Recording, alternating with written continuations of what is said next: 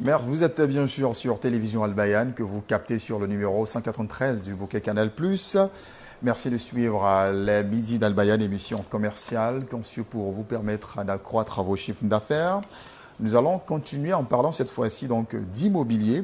Nous allons nous intéresser à une question très importante dans ce domaine. Comment éviter les pièges? Et pour répondre à cette question, nous avons l'honneur de recevoir M. Kone Brahima, qui est le président de GFA. Salam alaikum wa rahmatullah wa barakatuh. Wa alaikum salam wa rahmatullahi ta'ala wa barakatuh. Alors donc, je le disais, nous allons donc parler donc des pièges donc dans les transactions, surtout concernant le domaine donc de l'immobilier. Alors, lorsqu'il y a problème, quelle est donc la part de responsabilité de chaque acteur? Alhamdulillah Rabbil Alamin, nous remercions déjà à tous les téléspectateurs parce que c'est une question importante et à la fois cruciale.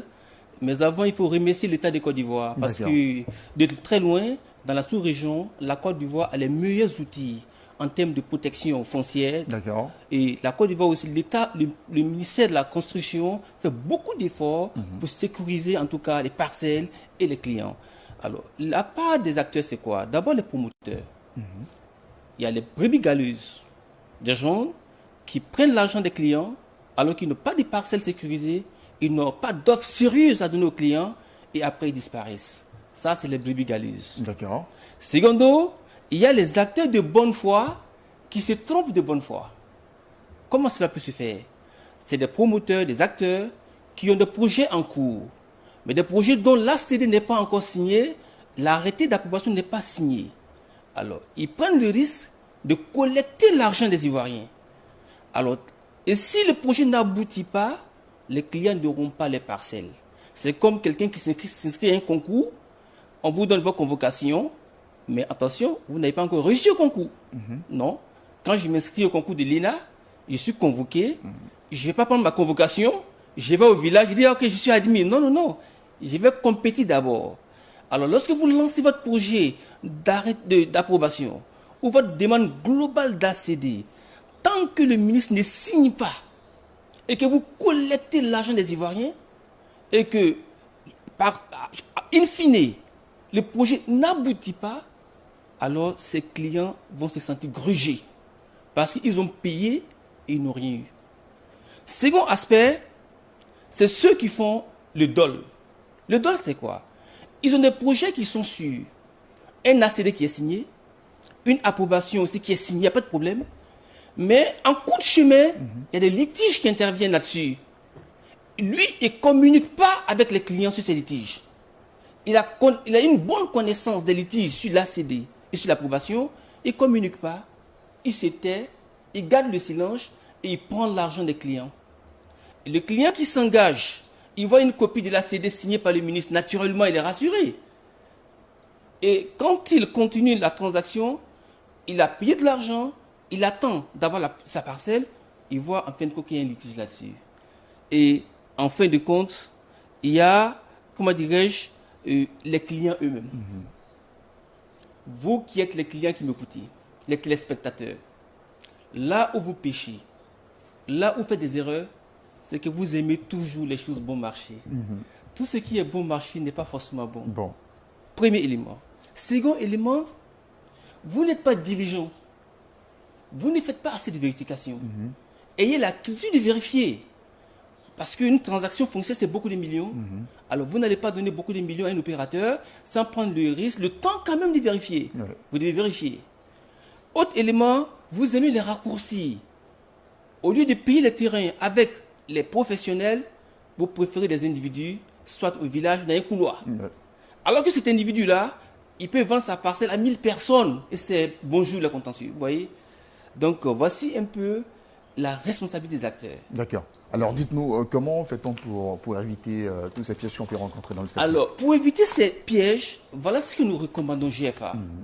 Quand vous faites une transaction foncière, il faut prendre tout le temps de vérifier le document qu'on vous donne. D'accord. Alors, si c'est un arrêté d'approbation, vous faites la première vérification au ministère.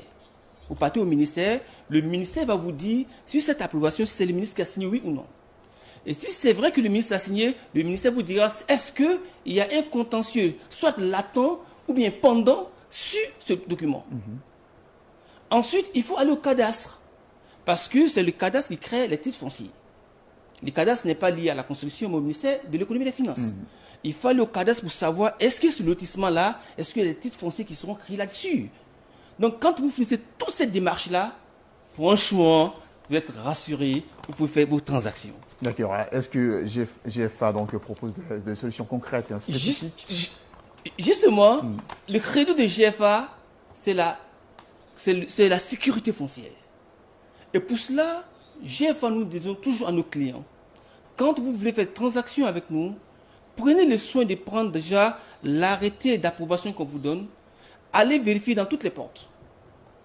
Ensuite, quand vous venez chez nous, dès que vous payez la première tranche, non seulement nous, on vous donne la parcelle, vous avez le terrain, immédiatement, on vous donne déjà tous les titres de propriété en votre nom. D'accord.